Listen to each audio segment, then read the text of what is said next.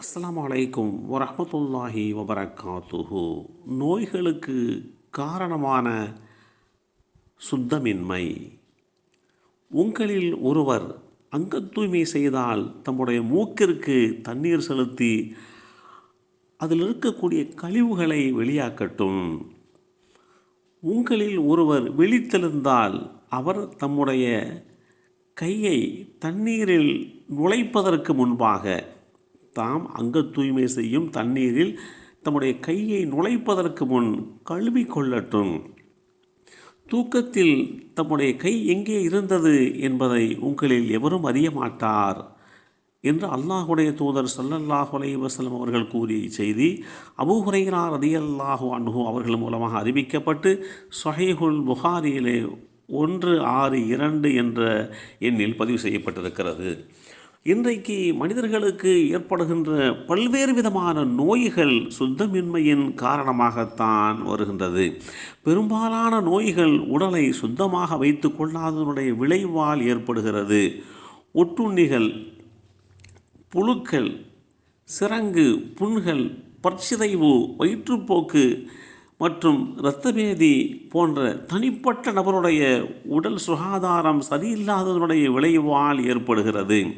இவ்வகை நோய்கள் அனைத்தும் உடலை சுத்தமாக சுகாதாரமாக வைத்து கொள்ள பழகுவதன் மூலமாக நாம் இந்த நோய்கள் ஏற்படாமல் நம்மை பாதுகாத்து கொள்ளலாம்.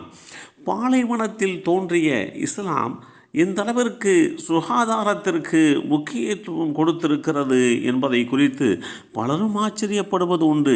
நதிக்கரை ஓரத்தில்தான் நாகரீகங்கள் வளர்ந்து கொண்டிருக்கிறது என்று வரலாறு கூறினாலும் பாலைவனத்தில் இப்படி ஒரு சுகாதாரமிக்க நாகரீகம் வளர்ந்துள்ளதை அனைவருமே அங்கீகரித்திருக்கிறார்கள். சாப்பாட்டையும் தண்ணீரையும் போல மிக அத்தியாவசிய வாழ்வாதாரமாக சுத்தமும் சுகாதாரமும் உணரப்பட வேண்டும். இஸ்லாம் அத்தகைய முக்கியத்துவத்தை கொடுத்து சுத்தமான தண்ணீரை கொண்டு தினமும் கண்களை கழுவ வேண்டும், சுத்தம் செய்ய வேண்டும். காதுகளில் குறும்பி எனப்படும் பொருள் உருவாகி காற்று செல்லும் வழியினை அடைக்கிறது. இது வலியை ஏற்படுத்தும். எனவே காதுகளை பஞ்சு கொண்டு வாரம் ஒரு முறை சுத்தம் செய்ய வேண்டும். மூக்கில் காணப்படுகின்ற சளி போன்ற திரவம் காய்வதனால் ஏற்படுகின்ற பொருள் மூக்கு துவாரத்தை அடைத்து கொள்ளும். எனவே தேவைப்படும் போதெல்லாம் மூக்கினை சுத்தம் செய்ய வேண்டும்.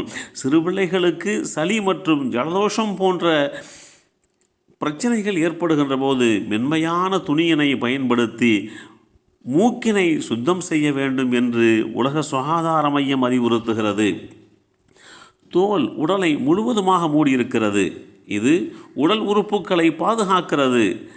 உடல் வெப்பநிலையை சீராக வைத்து கொள்ள உதவுகிறது. தோல் உடலுடைய கழிவுப் பொருட்களை வியர்வையாக வெளியேற்ற உதவுகிறது.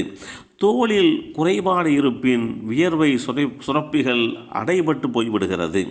இதன் விளைவாக புண்கள், பருக்கள் இவைகள் போன்றவைகள் ஏற்படுகின்றன.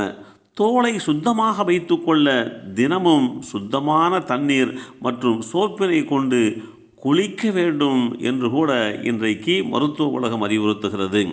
உணவு உட்கொள்வது, மலஜலம் கழித்த பின்பாக நல்ல முறையிலே சுத்தம் செய்வது, மூக்கினை சுத்தம் செய்வது இவைகளையெல்லாம் மிகச்சிறந்த சுகாதாரமான செயல்பாடுகளாக இஸ்லாம் வலியுறுத்துகிறது.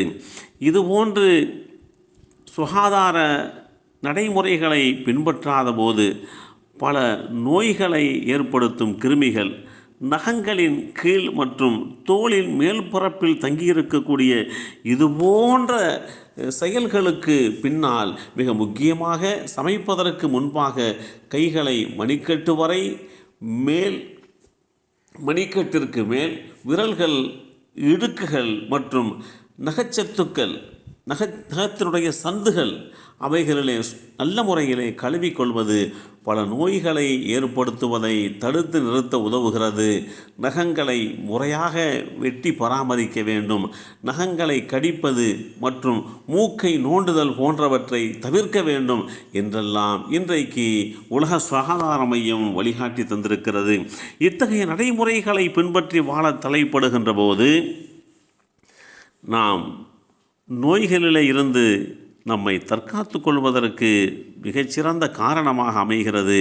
எல்லாம் வல்ல அல்லாஹு தாலா நோய் நொடிகளை விட்டு நம்மையும் நம் சமுதாய மக்களையும் பாதுகாத்தருள் புரிவானாக. அஸ்ஸலாமு அலைக்கும் வரஹ்மத்துல்லாஹி வபரகாத்துஹு.